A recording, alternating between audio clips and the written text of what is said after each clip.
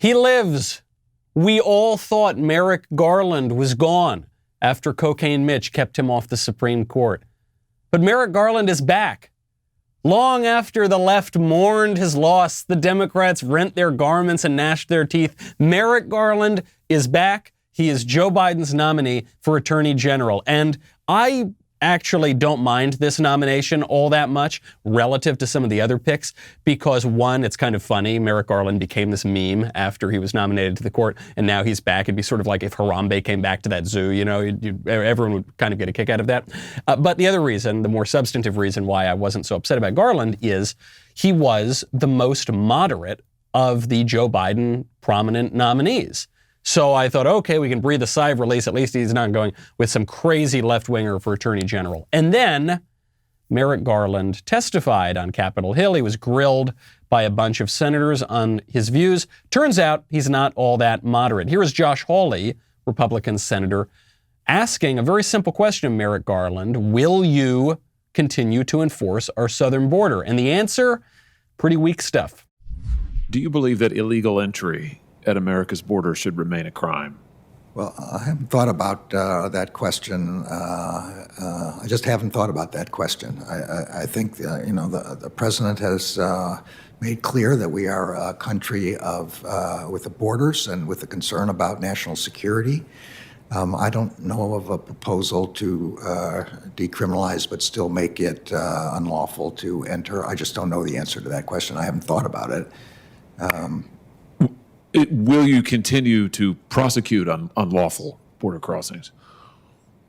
Well, this is, again, a question of allocation of resources. We will, the department will prevent unlawful crossing. I have to admit, I just don't know exactly what the conditions are and how this is done. I just know it doesn't, well, simple question, Merrick. Will you enforce the law at the border? Well, Oh boy, I'm Michael Knowles. This is The Michael Knowles Show.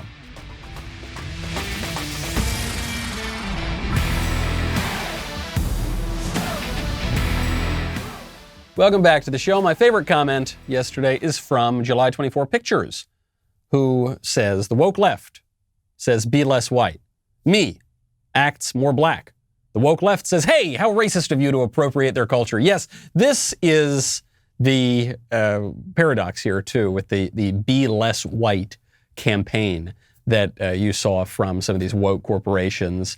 I was associated with Coca-Cola. Coca-Cola's kind of not denying it. It's part of Robin DiAngelo's broader anti-racist curriculum that a lot of corporations are buying into.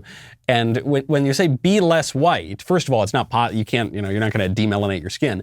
But even if you lose your own culture as a white person, then what do? The only thing you have to have some kind of culture. You have to have certain behaviors and manners of speaking and things like that. So the only thing you can do is take on the attributes of other cultures. But then the minute you do that, you're accused of cultural appropriation. So there is no win. You are damned if you do and damned if you don't. What crazy times. Don't you wish you could think back on all those wonderful halcyon days going by when things were more normal? Well, you can with Legacy Box. Legacy Box is an ingenious mail-in service to have all of your irreplaceable moments trapped on videotapes, camcorder tapes, film reels, and pictures converted to DVD or digital to preserve them.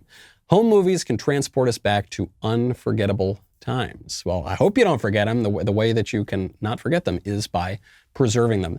I will warn you, I dragged my feet. I didn't send all my stuff into Legacy Box right away, even though I knew. I'd been told by friends of mine. Ben had Legacy Box on the show for a while. I'd been told it was great.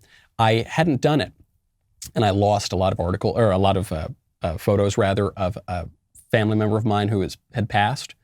Luckily, I found some more pictures, immediately sent them to Legacy Box. It's so simple, it's so easy. They send back the physical media to you, and they send it back digitized. It's just magnificent. Get started preserving your past today. Go to legacybox.com/Knowles to get an incredible 40% off your first order. Buy today to take advantage of this exclusive offer. Send it in when you're ready. Go to legacybox.com/Knowles and save 40% while supplies last. Head on over to Legacy Box right now. That testimony that Merrick Garland gave to Josh Hawley was even worse, I think, than many people realize, because I think the way most people analyze that is they say, okay, Merrick Garland, he's this very serious, procedure-focused lawyer who's nitpicking all the minor details and he doesn't want to give a flippant answer to anything. Sure, maybe. The first question might lead you to think that. He says, hey, are you going to continue to enforce the law at the border? He says, well, and I don't know that there's a way that you could, there's no proposal to keep the border secure, but then not enforce the law and this, and he's getting into all this minutia. Then he says sort of platitudes like, Joe Biden believes this is a country with a border. Oh, he believes it's a country? All countries have borders. So the grand, brave, courageous statement from Joe Biden is America is still a country, at least for now. But then, the reason that I don't think you can just chalk this up to Merrick Garland as trying to be really precise is when Hawley pushes him on it, it's a simple question. It's illegal by definition to enter the country illegally. Will you continue to enforce the law? Merrick Garland changes his approach. So he doesn't just say, well, what do you mean by illegal and this and that? He then says, well, that would be a matter of allocating resources. It would be a question of where we want to put our resources. So he's totally changing his answer. He's saying, well, you caught me, Josh Hawley. Probably not. Probably I'm not going to enforce the law. Really bad stuff if this is the most moderate guy. Garland is catching probably most flack right now for saying refusing to acknowledge that burning down federal buildings is domestic terrorism. I actually think here Merrick Garland is showing a kind of restraint. I actually think conservatives shouldn't totally attack him for his answer, though it didn't sound all too great yesterday when he gave it. Let me ask you about assaults on federal property in places other than Washington, D.C., Portland, for instance, Seattle. Do you regard assaults on federal courthouses or other federal property as acts of domestic extremism, domestic terrorism? Well, Senator, my own definition, which is about the same as the statutory definition, is the use of violence or threats of violence in an attempt to disrupt democratic processes. So an attack on a courthouse while in operation, trying to prevent judges from actually deciding cases, that plainly is domestic extremism, domestic terrorism. An attack simply on a government property at night or any other kind of circumstances is a clear crime and a serious one and should be punished. I don't know enough about the facts of the example you're talking about, but that's where I draw the line. One is both are criminal, but one is a core attack on our democratic institutions. So this answer, filled with Garland's usual ums and ahs and hms and stammering, is a little bit weak in that he's conflating extremism, which is a very vague term that can really mean anything you want it to, with terrorism, which is a much more specific term. But I actually don't think that burning down a federal courthouse, for instance, is necessarily terrorism. And the reason for that is terrorism, traditionally defined, is specifically the use of violence against civilians for the purpose of achieving political ends. And this is why if you attack a political target, a government target, that is different than attacking an elementary school. Those are different things. Both very bad, both should be discouraged. But we don't want the definition of terrorism to become overly broad, just as has happened with extremism. Now, the reason this is a bad answer from Garland is the takeaway, technical details aside, and conservatives should pay attention to the details, but the takeaway is he's not going to go after groups like BLM for burning down courthouses and federal buildings and other sort of government buildings. And that's too bad. But still, I actually think he's getting too much flack for that answer. A much more radical answer even than the extremism, terrorism answer that Garland gave. And this is like sort of the third and final point. And maybe it's worth considering Republicans trying to vote against him. I don't think there's any way to stop this Garland nomination. I think we already stopped the main Garland nomination. But he gave an answer on the transgender question that to my mind shows he is basically unfit for this job. He was asked a simple question. Is it right and just and lawful for girls to have to compete against boys? In other words, does the law say that boys can just define themselves in girls for the purposes of, say, playing women's sports, for the purposes of going into the girls' bathroom? This is not a difficult question, but Merrick Garland seems to think that it is. In my last 20 seconds, I'm going to ask you if you agree with this statement. Allowing, and I'm not suggesting the answer one way or the other, I just want to know what you believe. Allowing biological males to compete in an all-female sport deprives women of the opportunity to participate fully and fairly in sports and is fundamentally unfair to female athletes. This is a very difficult societal question that you're asking here. I know what underlies it. I know, but you're going to be Attorney General.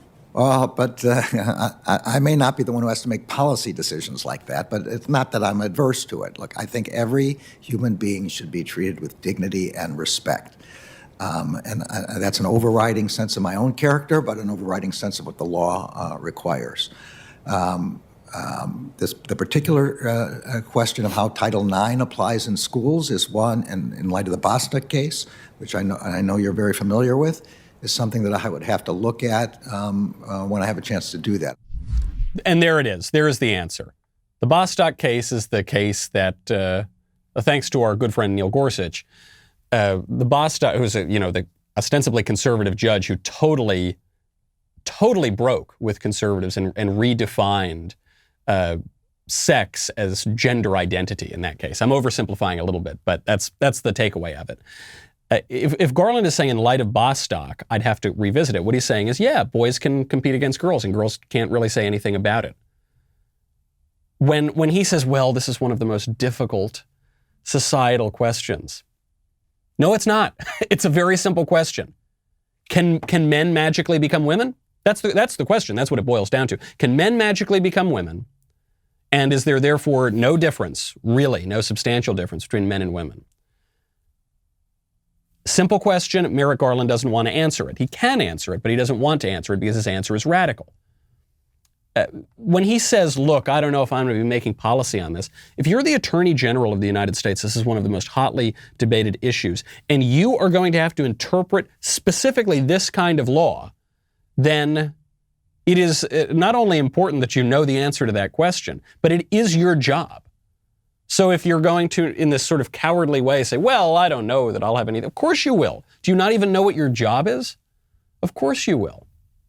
But he doesn't want to say it. And then he comes out with that very courageous statement. Look, my guiding principle is I think people should be treated with dignity and respect. Oh, wow. Oh, my gosh. That's almost as brave as Joe Biden saying, I believe the nation should still have borders for now. Yeah, sure, buddy. Oh, great. Dignity and respect. We all agree on that. But is it your view that we should force little girls to compete against grown men? Grown, I mean physically grown, I suppose they're the same age, but much more grown out. They're bigger, they're stronger, they're faster, because men are different than women, and lose their scholarships and lose their trophies, and by that same principle have to go to the men's changing room in the public pool, or rather have men go into their changing room in the public pool, which destroys the entire concept of men's and women's changing rooms. Have to use the bathroom with men. What is your answer? That actually is a radical question. And sadly, I think he gave us our answer. If you want simple answers to complex questions, head on over to RockAuto.com. RockAuto.com is a family business serving auto parts customers online for 20 years. Go to RockAuto.com to shop for auto and body parts from hundreds of manufacturers. Best of all, prices at RockAuto.com are always reliably low, and the same for professionals and do-it-yourselfers. Why would you spend up to twice as much for the same parts? The RockAuto.com catalog is unique and remarkably easy to navigate. Quickly see all the parts available for your vehicle and choose the brands, specifications, and prices that you prefer. Fabulous selection, and you won't get caught in this very embarrassing situation that I sometimes could find myself in, which is you go into the brick and mortar auto parts store, and they ask you all these questions about your car, and you don't know anything, and then they go in the back, they don't have the part, they order it online, probably from RockAuto.com, then they charge you twice as much. Why would you do that when the RockAuto.com catalog is so simple to navigate? Even I can do it. Go to RockAuto.com right now, see all the parts available for your car or truck, and then write Knowles, K-N-O-W-L-E-S, in their How Did You Hear About Us box so that they know we sent you. Speaking of Supreme Court nominees, I guess in this case, of successful Supreme Court nominees, unlike Merrick Garland, who was an unsuccessful Supreme Court nominee. Justice Thomas is the last tough guy left in America, the last guy with really rock-ribbed moral vision. Honorable mentions to Alito here, and I suppose even Gorsuch, even though I still haven't forgiven Gorsuch for that transgender decision. The Supreme Court was asked to hear a case, the final case of the 2020 election, regarding mail-in ballots in Pennsylvania. There were lots of questions about mail-in ballots in Pennsylvania because, probably most importantly, the Supreme Court, the Constitution of Pennsylvania prohibits the use of these widespread mail-in ballots that we saw in the 2020 election. The Pennsylvania Supreme Court, in a very politically motivated decision, just chose to ignore that part of the Constitution.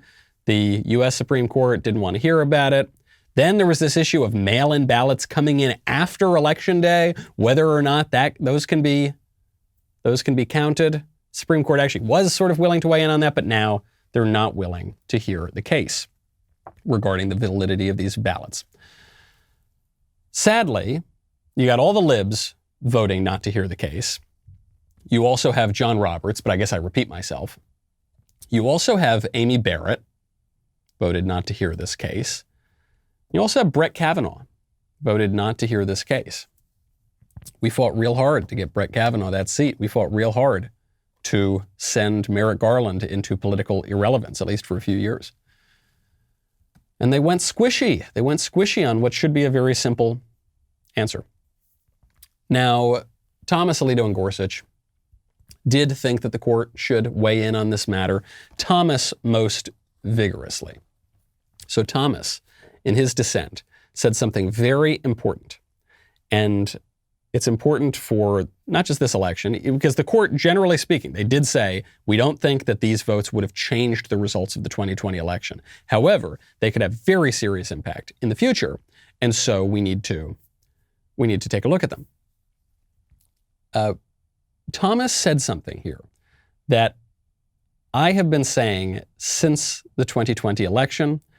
Actually, I have argued with many conservatives on this point since the 2020 election. And Thomas, you know how much I hate to say I told you so, Thomas seems to be on my side of this question. Thomas wrote, and actually a little footnote in the case, he says, "We are fortunate that many of the cases we have seen alleged only improper rule changes, not fraud. But that observation provides only small comfort. An election free from strong evidence of systemic fraud is not alone sufficient for election confidence. Also important is the assurance that fraud will not go undetected." This line, I want you to highlight this line. I don't know how you're going to highlight it in the air as you're listening to this in a podcast, on the radio, or on YouTube, but make note of this line. An election free from strong evidence of systemic fraud is not alone sufficient for election confidence. When some of my friends on the right, in the days after the 2020 election, were demanding, they said, we need the evidence, we need the evidence, we need the evidence. I agreed with them. I said, yeah, the Trump team obviously needs to make the case in court, and they're not going to be able to make the case if they don't have evidence. However, this election looks pretty crooked to me, folks. It seems like there was a lot of irregularity going on. And what some of my friends, even on the right, would say is, if you can't provide all of the evidence, then we must conclude that the election was totally fine and there were no questions and it was absolutely legit. And I said, no, that's not true. You don't get to, in the weeks and months before the election, change practically all the rules, all of the important rules surrounding election integrity. You don't get to violate the state constitution, for goodness sakes, in Pennsylvania to give an advantage to Democrats. You don't get to extend Election Day into election month, thereby diminishing election integrity and making it more vulnerable to fraud. You don't get to extend the counting of the ballots. You don't get to do all these things that cut at the heart of election integrity, and then tell me the burden is entirely on me to prove that there was some shenanigans going on. I'm seeing what you're doing. You're taking away all of the safeguards. Therefore, it is absolutely my right to raise questions. It is absolutely my right to not have much confidence in this electoral process. That's what Thomas is saying right here. Justice Thomas, the man left on the Supreme Court, I like some of the other guys too, depending on the day, especially Alito. But Thomas is one of the most clear-eyed conservatives in the entire country. He's making exactly the same point. And I don't think that there is anything illegitimate or wrong or shameful about pointing out that when you get rid of a lot of the election integrity measures, people are going to lose some confidence in the election. Speaking of frauds, Dr. Fauci's back. Actually, speaking of frauds and things that I hate to say I told you so about, Dr. Fauci's back. He's really losing his appeal, I think, by the minute, even among some people who are more in the center and maybe even on the left. Dr. Fauci, of 15 Days to Slow the Spread fame, is telling us that we will probably need to wear masks, even after the vaccine, after this, after that, until 2022. Why do you think Americans might have to wear masks into 2022? Because it depends on the level of dynamics of virus that's in the community. And that's really important, because that gets back to something, again, that you said. If you see the level coming down really, really very low, I want it to keep going down to a baseline that's so low that there's virtually no threat, or not no, it'll never be zero, but a minimal threat that you will be exposed to someone who is infected. So if you combine getting most of the people in the country vaccinated with getting the level of virus in the community very, very low, then I believe you're going to be able to say, for the most part, we don't necessarily have to wear masks. So I love this. The CNN lady is giving me a lot of respect for her. I don't even know her name, but I am getting some respect for her because she is pushing back on Fauci. She says, well, hold on. We get the vaccine, why do we have to do this? She goes, well, you see, because I want the virus to get down to below zero. I want there to be negative virus in the world so that, of course, it can never be negative virus. It can never be zero. So you're always going to need good old Dr. Fauci. Dr. Fauci's always going to have to tell you what to do. But we'll get it very, very, very low, and then we'll eliminate germs and live in utopia. That's what I want. Say, how about we just, take off the masks then? If that's your argument, let's just take it off. This is the sort of thing that the people who said, many of my friends, many conservative friends, said from the beginning. They said, just wear the mask. It's not a big deal. And I have said, basically since the very beginning, the masks are not just dumb, but really bad as a political matter. For all of the various left-wing censors out here, I suppose I need to clarify. I'm not talking about the science, because this isn't really about the science. This is about the politics. As a political matter, what the people who believe just wear the mask, it's not a big deal, what they thought was, well, if we all wear the masks, we can go back to normal. But the opposite is true. Every minute that we wear the masks is more likely to extend the length of this whole lockdown, this epidemic, this social upheaval. Because the masks are not a source of comfort. The masks are a sign, a visual sign, and a very blatant one to everybody that we are in the midst of something really, really crazy and probably pretty dangerous, because we haven't done this before as a society. We've never mandated that we all just put filthy cloth over our mouths wherever we go and muzzle ourselves, outdoors, indoors, anywhere you go. So it doesn't serve the purpose that the people who said, oh, it's not a big deal, just do it, we'll get back to normal, doesn't serve the purpose that they thought it would. As long as we are wearing the masks, Dr. Fauci is in control, because the masks are the sign that we're amid the historic, unprecedented public health crisis, and all we can do is empower Dr. Fauci, our brilliant, wonderful leader who is venerated as an icon in many parts of the left. There's Dr. Fauci Day now on Christmas Eve in Washington, D.C. Do you remember that? The mayor named it Dr. Fauci Day. Didn't acknowledge, this is Christmas Eve. Isn't that this is kind of a weird liturgical calendar? And Fauci himself sort of admits it. We want to get that number low, low, low. But it's never totally gone. And Dr. Fauci is never totally gone either, as long as we empower him in this way. And as long as we radically change our behavior and our appearance. I mean, the most intimate kind of decisions that we make about how we comport ourselves in the world, as long as we entirely defer to him on that, that little dude is in control. You know, we are going to be hearing quite a lot about the authoritarian left on the march from Mr. Shapiro coming up after this. So be sure to check that out. Also, we are going to be having our backstage tomorrow, February 24th. It's going to be a ton of fun. There's going to be a lot of stogies. There's going to be a lot of drinks. It's going to be very, very enjoyable. And we have a new show coming out this Friday featuring our very own Ben Shapiro. There are many narratives going on around hot topic issues. It is very difficult to keep track of all the newest controversies and non-troversies that the left pretends to be offended by, which is why you're going to want to tune into Debunked to see Ben expose leftist fallacies in 15 minutes or less. This show will be available exclusively to Daily Wire members, so if you're not already a member, go to dailywire.com/subscribe, use code DEBUNKED to get 25% off. The reasons to join Daily Wire keep on piling up. I am getting crushed by them. It is an avalanche of reasons. Head on over, use code DEBUNKED for 25% off today. Head to dailywire.com. We'll be right back with a lot more.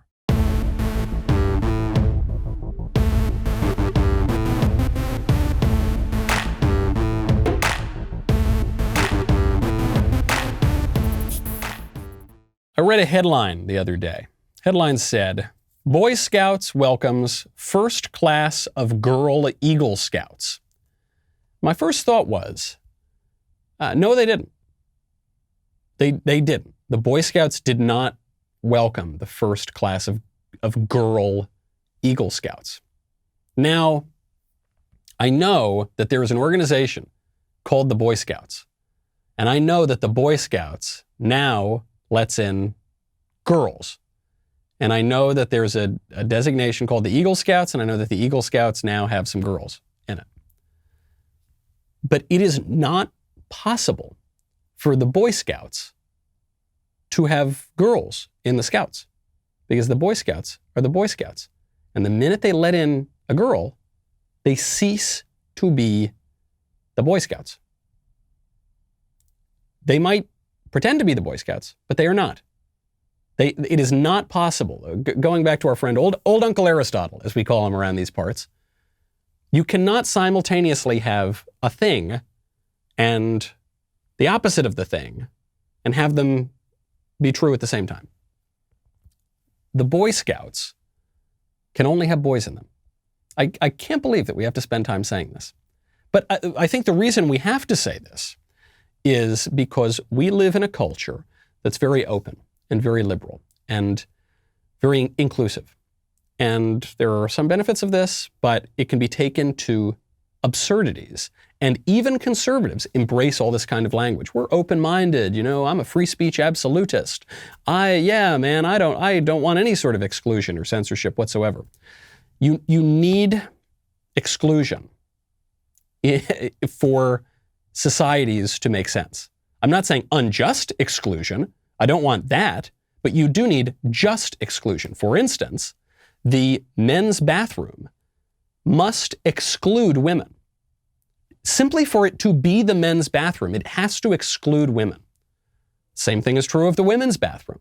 If the women's bathroom is open and liberal and inclusive of men, then it hasn't become an inclusive, open, liberal women's bathroom. It just stopped being the women's bathroom. The same thing is true of the Boy Scouts. If the Boy Scouts, in the name of liberality and openness and inclusion and diversity, accepts women, you haven't created this more open Boy Scouts. You've just abolished the Boy Scouts.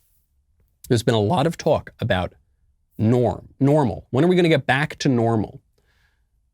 We're wearing masks. We're not seeing our grandparents. We're not having Thanksgiving dinner. When are we going to get back to normal? Norms define normal. We are edging day by day by day that we let this nonsense go on. Day by day by day that we wear the stupid masks. We are creating a new normal. It is now normal to wear the masks, and it's abnormal not to wear the masks. And you can't have a society that's free of norms. There's no such thing. I think we like to fool ourselves of that. The left really pushes this idea that you don't need any norms. There's nothing that we ought to do. We just do whatever you want, as long as it doesn't hurt anybody else, maybe. And the right has adopted a lot of that same language. Oh man, I don't care what you do. It doesn't affect me. Live and let live, man. norms are inevitable. Norms are inevitable. If you are, I think a lot of us want to pretend that, oh man, just who cares if the Boy Scouts let some girls in? It's not such a minor issue. Well, I mean, it is and it isn't. It's a minor issue in that I'm not a member of the Boy Scouts and I have no intention of sending my son to the Boy Scouts. But it's a big issue in that we as a society are now saying you're not allowed to have the Boy Scouts. You're just destroying those sorts of things. And if you follow this gender ideology to its logical conclusion, not only do you get rid of the bathrooms and the girls' sports, you get rid of girls' schools, you get rid of sororities, you get rid of fraternities, you get rid of anything that makes any distinction between men and women. I don't know about you, I find the distinction between men and women to be one of the things that gives life its joy. One of the things that makes this world kind of nice, that men and women are different. I like women, it's sort of that men are from Mars, women are from Venus. That's kind of one of the playful aspects of the world, the complementarity between the sexes. But we are now being told you can't have that. And if you want a society that does still have that, you have to stand up for that. And that's an exclusive claim. Truth claims tend to be exclusive. But the gender ideology is marching onward. My friend Ryan T. Anderson at the Ethics and Public Policy Center, he was with the Heritage Foundation for a long time. He wrote a book with, I think, the greatest title I've ever read on a book. The title is When Harry Became Sally, Responding to the Transgender Moment. Just a tremendous, that guy could have scribbled in crayon in between the covers. He still would have sold a bunch of copies. So very enjoyable book. I highly recommend it. Amazon took it down. Amazon took down When Harry Became Sally because it's politically incorrect. It's hateful. It's bigoted. You've got one of the most respected sort of public scholars in the entire mainstream conservative movement, Ryan T. Anderson, puts out this, very academic work on transgenderism, taken down for hate speech. Meanwhile, I just read from Ryan's Twitter account, Apple iBooks is taking it down now. You can't download it. It's going to be banned. I have a book, by the way, I may have mentioned this, coming out on this very topic. Why conservatives have gotten this issue so wrong. Why every attempt that they've made to fight political correctness has actually helped advance political correctness over the last several decades. I have this book coming out. It's called Speechless: Controlling Words, Controlling Minds. It is currently up on Amazon. I don't think it's going to stay up on Amazon. I think that when the left understands the thesis of this book and some of the arguments that are made in the book, I think they are going to take it down. So if you want to get it, I would urge you to pre-order it now, because I really, I'm not just selling books, though I would like to do that too, but I don't know. If they're going to take down Ryan's book, I can't imagine what the future is for my book or even many other conservative books that dare to talk about anything other than, cutting taxes or something, that dare to talk about any cultural issue.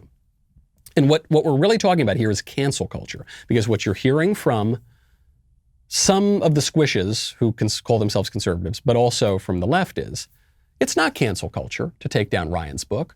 We don't like that book. Amazon has no obligation, or Apple has no obligation to host a book that they disagree with. Come on, they're private companies. It's a free market, right? That's not cancel culture. I have said, basically from the beginning of this whole thing, this whole show is basically just, I hate to say I told you so. From the beginning of this whole thing, I have said that I don't think cancel culture is a particularly precise or helpful term, because it falls into the classic trap of political correctness, which is political correctness is the instrument by which the left attacks traditional standards. It's just an attack. It's just a criticism. You've heard of critical theory? It's like that. It just criticizes and criticizes and criticizes and tries to tear down the old traditional order.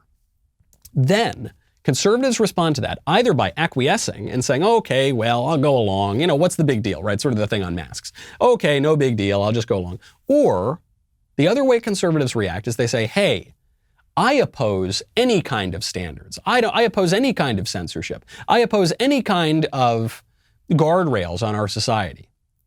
So I'm against cancel culture. And then either way, the left wins, because now nobody is defending the old traditional moral standards. I've mentioned this before. Sometimes you see this on left-wing Twitter accounts and things. They'll send these memes around. It'll be a picture of Joe McCarthy, and they'll say, conservatives were doing cancel culture before it was cool. Conservatives originated cancel culture.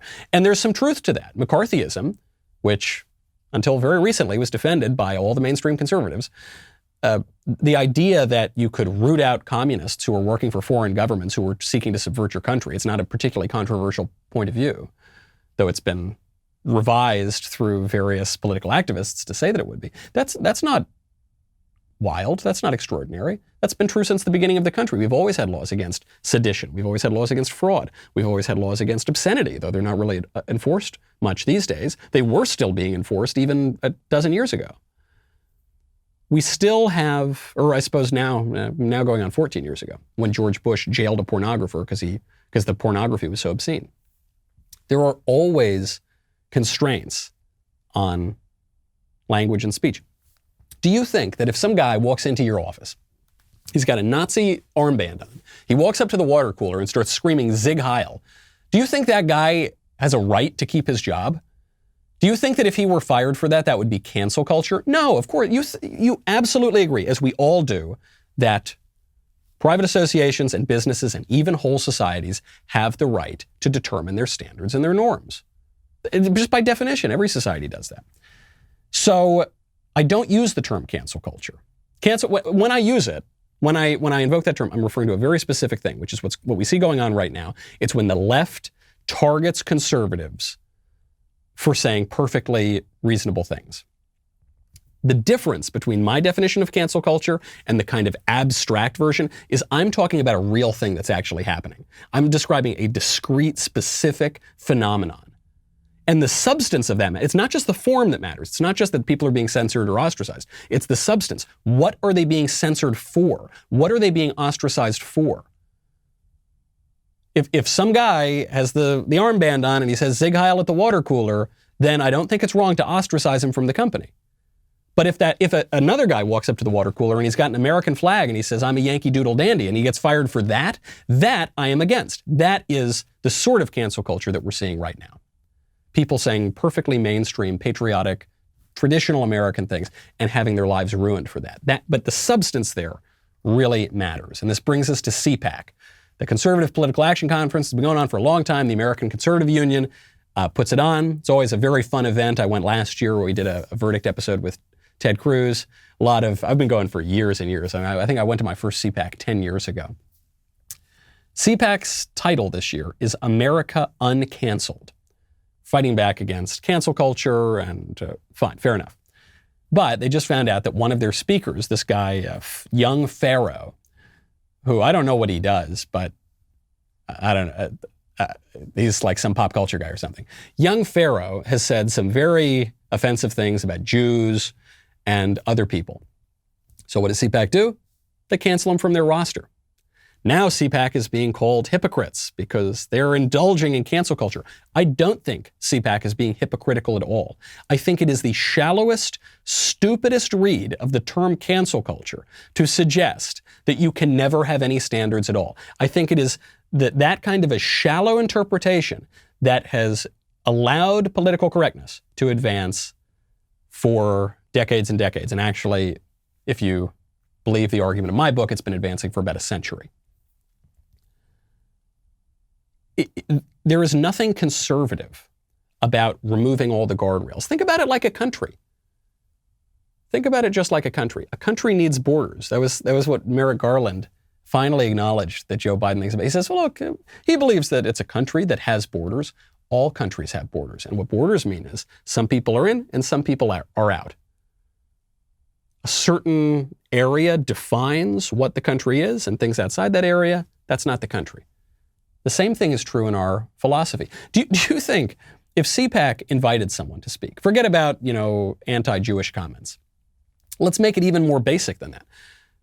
Some guy gets invited to speak at CPAC, and then in between the time he gets invited and the time he speaks, he becomes a liberal Democrat. And he wants to give a speech on how great AOC is and how he can't wait to vote for Joe Biden's reelection, or better yet, Kamala Harris. Do you think CPAC has an obligation, in its opposition to cancel culture, an obligation to put that guy on stage? No, of course not. If anything, CPAC has an obligation to take that guy off the roster because this is the Conservative Political Action Conference, and conservatism stands for something. We're debating what that stands for. But we absolutely must define it. And actually, the unwillingness, the cowardly unwillingness to define what conservatives stand for is what has made us lose many, many, many times over the past several decades. President Trump, one of the few Republicans to win in recent years, though then he sadly is no longer president, but he did win in 2016. Trump is going to speak at CPAC. And the reports are that President Trump is going to speak on the future of the GOP. There are some reports that he's going to say he's the presumptive nominee in 2024. I don't know. They might just be floating that just to get some buzz or some publicity or something. But it does seem likely that he's going to be speaking on the future of the GOP. What is the future of the GOP? I don't know. We're going to be debating that. Obviously, I have my preferences. Other people have other preferences. But the one thing I know that it's not going to be, if the GOP has a future at all, is the old GOP of the last 20 years. It's not going to be that. Because that GOP doesn't win any battles. Even when they win elections, they don't win any substantive battles. You lose all the important issues. You lose every important issue up to and including the freaking girls' bathroom. You couldn't even conserve that. Whatever the future of the GOP is, whatever the future of conservatism is, it's going to have to conserve something. Which brings us to an article in Reason. I just read an article in Reason magazine. Reason is the sort of libertarian website and magazine, and I have great respect for many libertarians. I am not myself a libertarian, but I have respect for many libertarians. But I don't have respect for libertines. There should be a difference between libertarianism and libertinism, but increasingly there really is not. The article in Reason is there a future for fusionism? Fusionism refers to the kind of conservative coalition that cropped up after World War II and defined the Cold War. And it was put together by guys like William F. Buckley Jr. and Ronald Reagan and National Review and God and Man at Yale and all this sort of movement. And Buckley's kind of the central figure. Now, what I actually think it's worth reading this Reason article, even though they're wrong in their conclusion. But they say, the fall of the USSR meant the collapse of the common foe that had sustained the fusionist partnership of the kind of traditional conservatives and the libertarians and the war hawks. It was able to trundle on for a while, powered by a reservoir of goodwill, but it has long been running on fumes. In the last few years, the alliance's inherent tensions have come to a head. It's increasingly common to hear that whatever value there may have been in cooperation during the 50s, 60s, 70s, and 80s, the era of good conservative feelings is over. I agree with that. That's a good take. For many libertarians, this is where it goes off the rails. For many libertarians, the Trump years revealed their traditionalist allies to be hypocrites and opportunists, all too willing to sell out the ideals of fusionism in service of an aspiring dictator. Okay, here we go. Am I reading, what is this? Is this CNN that I'm reading? The libertarians now are going to sound like MSNBC? Conservatives have commenced a not-so-slow descent toward authoritarianism.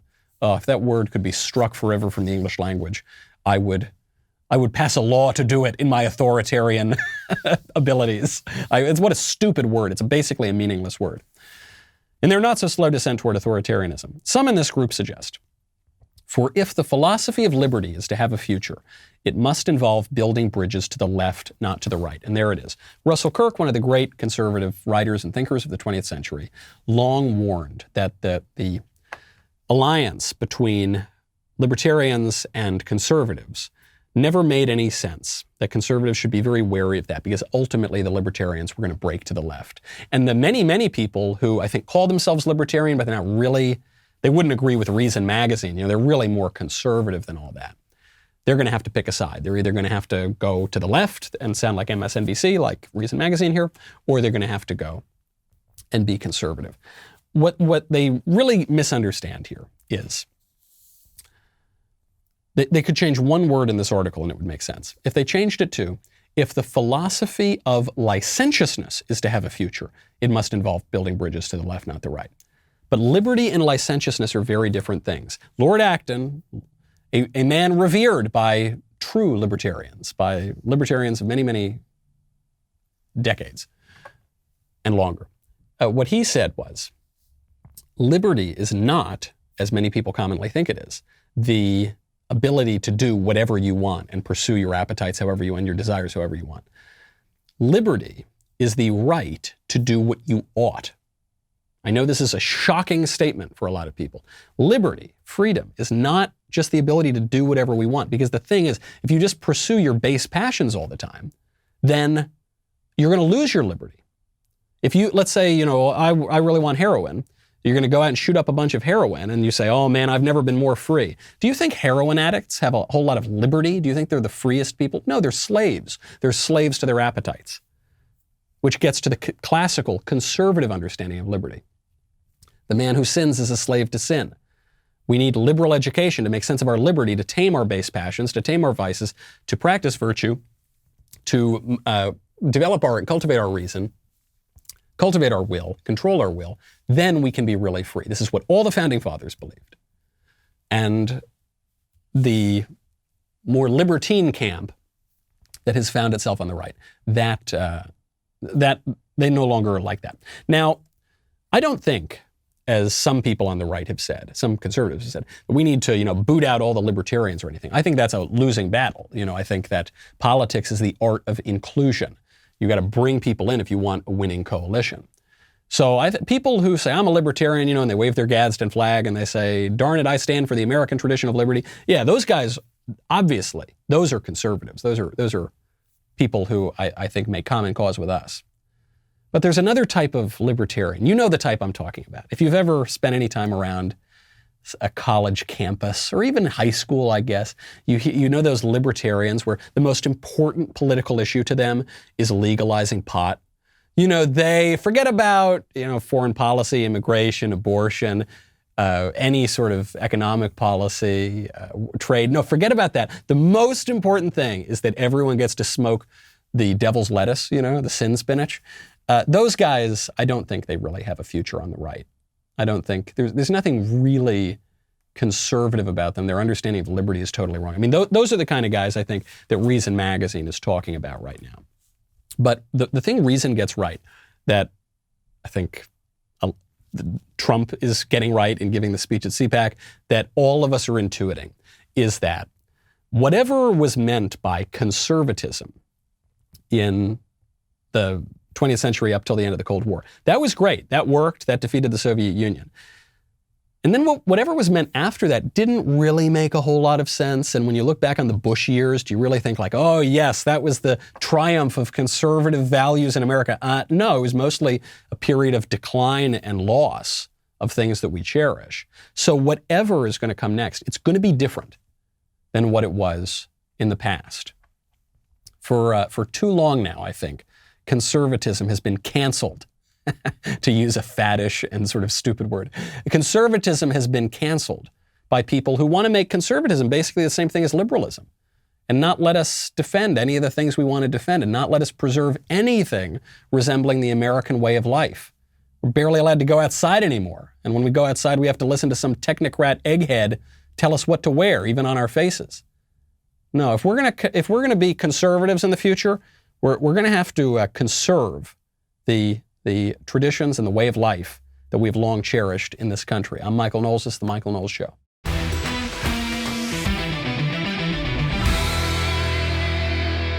The Michael Knowles Show is produced by Ben Davies. Executive producer, Jeremy Boring. Our technical director is Austin Stevens. Supervising producers, Mathis Glover and Robert Sterling. Production manager, Pavel Vidovsky. Editor and associate producer, Danny D'Amico. Audio mixer, Mike Coromina. Hair and makeup by Nika Geneva. And production coordinator, McKenna Waters. The Michael Knowles Show is a Daily Wire production. Copyright Daily Wire 2021. Today on The Ben Shapiro Show, Democratic Congress people seek to purge media outlets they don't like. Plus, President Biden holds an empathetic commemorative event for 500,000 Americans who died of COVID, and the media go gaga. That's today on The Ben Shapiro Show. Give it a listen.